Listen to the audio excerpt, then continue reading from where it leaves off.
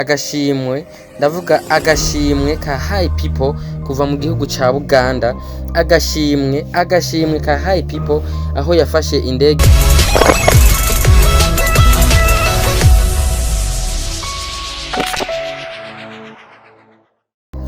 Oh yes, abakozi b'umuziki wa 2/5, abakozi b'umuziki w'u Burundi, abakozi bifuza iterambere ku muziki, ndabaramukije kwanza ubwa mbere na mbere, ndabahabwa keca nk'imwiriwe bivanye naho muherereye. Ndabibutsa neza kuri micro yuko muri kumwe na Sten promoter wa wundi nyene kumwe bakorera abaha inkuru ziri hot, inkuru ziri update, inkuru zigezweho, aho umuririmvyi kazi dufise ngaha mu gihugu cyacu cy'u Burundi Natasha asubiye gutera iteka u Burundi mu gutahukana agashimwe ndavuga agashimwe ka Hipipo kuva mu gihugu ca Uganda. Agashimwe ka Hipipo aho yafashe indege ku munsi wejo yerekeza mu gihugu ca Uganda. Uno munsi naho akaba ashoboye kutuzanira akandi agashimwe ko Hipipo. Agashimwe ka Hipipo Natasha Labamba Ramazira amazina menshi ashoboye gutahukana. Urumva niteka ridasanzwe abarundi kazi b'abarundi bariko baratera igihugu, aho dufise abarundi kazi benshi bariko barazana ubushimwe na cyane babukuye mu bihugu vyo hanze.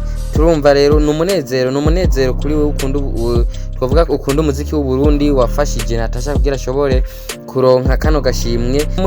Numunezero aho umuririmbyi ashobora gufata indege avuye mu gihugu cy'u Burundi akaja mu gihugu mu bindi bihugu akavayo agize icazanye, mu gihe ahurira n'abandi bantu benshi nabo nyene baje bavuye mu bindi bihugu kandi bakomeye, mugabo agahitwamwo muri benshi bakomeye, akaba ari nyene ashobora guhabwa agashimwe. Natasha tuvuga ati respect, ni umwe mu barundi kazi mbese n'abarundi afise ubushimwe bwinshi kandi ubushimwe buteye igomwe mu Burundi dufise. Natasha respect sana, ubandanye ubikora uko n'abandi barundi kazi babonegweho bagire ico bakoze. Ni indirimbo Pakuchena ishoboye kumuronsa kano gashimwe, ino award Hipipo award mu gihugu ca Uganda. Urumva niteka ridasanzwe. Turabakunda cyane mwese mushobora gushigikira zino mpano zo Burundi, mwongera mushigikira natwe kugira dushobore kugera aho tugeze, kugira Uburundi bube buriko buraboneka mu makungu nkuko biriko biragaragara kuri uno munsi igenekerezo rya 10 umwaka w'ibihumbi 2021. Urumva umwaka turangije neza na Pakuchena. Wubaho cyane song Pakuchena from Natasha.